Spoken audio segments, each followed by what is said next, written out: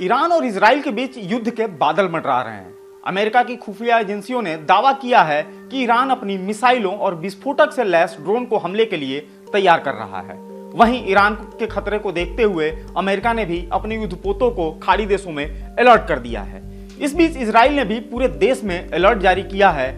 इस युद्ध के खतरे को देखते हुए भारत ने भी ईरान और इजराइल में रह रहे या वहां काम कर रहे अपने नागरिकों के लिए एक एडवाइजरी जारी की है। आज के एक्सप्लेनर में हम इसी मुद्दे पर बात करेंगे और जानेंगे कि आखिर इस एडवाइजरी में क्या कहा गया है। साथ ही ये भी जानेंगे कि आखिर इजराइल और ईरान के बीच ताजा टेंशन की वजह क्या है और इससे दुनिया पर तीसरे विश्व युद्ध का खतरा क्यों मंडरा रहा है। साथ ही इतिहास के पन्नों को भी पलटेंगे और ये जानने के लिए कि आखिर ये दुश्मनी कितनी पुरानी है। नमस्कार, मेरा नाम है मार्तंड सिंह और आप देख रहे हैं डेली लाइन। हाल ही में इजराइल में हजारों की तादाद में भारतीय जाने की तैयारी कर रहे हैं। इजराइल करीब 1 लाख भारतीय कामगार चाहता है ताकि फिलिस्तीनी लोगों की जगह भरी जा सके। इसके लिए भारत और इजराइल की सरकार ने हजारों की तादाद में भारतीयों की भर्ती की है। ऐसे में भारत की ओर से इजराइल नहीं जाने की यह एडवाइजरी जारी किया जाना इन भारतीयों के लिए एक बड़ा झटका भी है।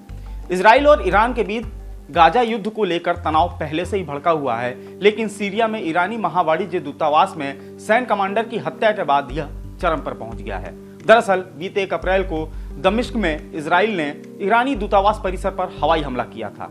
इसके बाद से ईरान ने इजराइल से बदला लेने की कसम खाई है। इस इजरायली हमले में एक शीर्ष ईरानी जनरल और 6 अन्य ईरानी सैन्य अधिकारियों की मौत हो गई थी।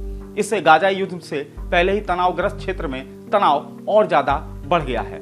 हालांकि इजराइल ने हमले की जिम्मेदारी नहीं ली है, लेकिन ईरानी सर्वोच्च नेता आयतुल्ला अली खमेनेई ने बुधवार को कहा कि इजराइल को दंडित किया जाना चाहिए, क्योंकि यह ईरानी धरती पर एक हमले के समान था, इसलिए उसे दंड दिया ही जाएगा। वहीं अगर इजराइल और ईरान के बीच दुश्मनी की बात करें तो ये दशकों पुरानी है। इजराइल और ईरान में दुश्मनी 1979 के समय की है, जब ईरान में इस्लामिक क्रांति हुई थी। ईरान में पश्चिम को चुनौती देने वाले नेतृत्व का उदय हुआ। इसके बाद से ईरान ने इजराइल को मिटाने तक की बात कही जाने लगी। ईरान का आरोप है कि इजराइल ने मुसलमानों की जमीन पर अवैध कब्जा किया है। ईरान इजराइल को देश के तौर पर भी मान्यता नहीं देता है। इजराइल युद्ध में तनाव की जड़ें तभी से जम चुकी थी, मगर इस बीच इजराइल हमास वार ने इसको और चिंगारी दे दी। ईरान गाजा पर इजरायली हमले के खिलाफ है। उसने कई बार गाजा हमला बंद करने या फिर ईरानी हमला झेलने के लिए तैयार रहने की चुनौती भी इजराइल को दे दी थी। मगर अब इजराइल ने सीरिया में दमिश्क स्थित ईरानी दूतावास पर हमला किया तो ईरान को सीधे जंग में कूदने का एक मौका मिल गया। यूरोप से लेकर मध्य पूर्व तक अशांति और अस्थिरता का दौर पहले ही चल रहा है। ऐसे में यदि वाकई ईरान ने इजराइल पर हमला किया तो यह तीसरे विश्व युद्ध की आशंका की ओर और एक बढ़ा हुआ कदम हो सकता है। अभी रूस और यूक्रेन युद्ध और इजराइल हमास युद्ध चरम पर है। इससे पहले अर्मीनिया अजरबैजान युद्ध भी हो चुका है। इधर पाकिस्तान ईरान, पाकिस्तान अफगानिस्तान, चीन ताइवान, चीन फिलीपींस और भारत चीन तथा भारत पाकिस्तान के साथ उत्तर कोरिया और दक्षिण कोरिया के बीच भी तनाव अपने चरम पर है। ऐसे में इजराइल पर ईरानी हमले से पूरे मध्य पूर्व में संघर्ष। इजराइल के खिलाफ फिलिस्तीन पहले से युद्ध में है। अब ईरान, लेबनान और मिस्र जैसे देश भी जंग में कूद सकते हैं। ऐसे में अमेरिका, रूस, चीन की भी इसमें एंट्री हो जाएगी। यह तीसरे विश्व की एक वजह बन सकता है। उधर इस्लामिक देश ईरान पर हमला होने की स्थिति में लामबंद हो सकते हैं। इजराइल के खिलाफ ईरान की संभावित जवाबी कार्रवाई से मध्य पूर्व समेत पूरी दुनिया में तेल की कीमतों पर एक गंभीर असर पड़ सकता है।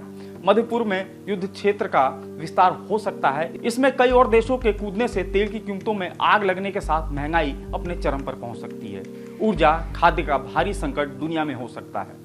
वहीं अगर भारत के एडवाइजरी की बात करें तो इजराइल में करीब 18,000 भारतीय रहते हैं, जो बुजुर्ग की सेवा, सूचना तकनीक और सलाह से जुड़े काम में लगे हुए हैं। इजराइल अभी और भारतीयों की ओर उम्मीद से देख रहा है। वहीं ईरान की बात करें तो वहां भी करीब 4,000 भारतीय रहते हैं। इसमें व्यापारी और पढ़ाई करने वाले शामिल हैं। भारत की इस एडवाइजरी को इस तनाव में उसकी अपनी राजनयिक स्थिति को दर्शाता है। भारत यह भी चाहता है कि तनाव को भड़कने से रोका जा सके। इस एडवाइजरी के अलावा भारतीय अधिकारी भारत के नागरिकों को वहां से निकालने की संभावित योजना पर भी काम कर रहे हैं। वहीं विश्लेषकों का कहना है कि भारत का यह प्रोएक्टिव रवैया यह दर्शाता है कि नई दिल्ली की सरकार संकट में अपने नागरिकों के साथ खड़ी है। इस एडवाइजरी के बाद अब जो भारतीय इजराइल में काम करने के लिए जाने वाले थे, उन्हें अब तब तक इंतजार करना होगा जब तक कि हालात सामान्य नहीं होते। इससे पहले 2 अप्रैल को 64 भारतीयों का पहला दल इजराइल पहुंचा था। इसके अलावा 6000 अन्य भारतीय कामगार इसी महीने के आखिर और मई महीने के शुरू में इजराइल जाने वाले हैं।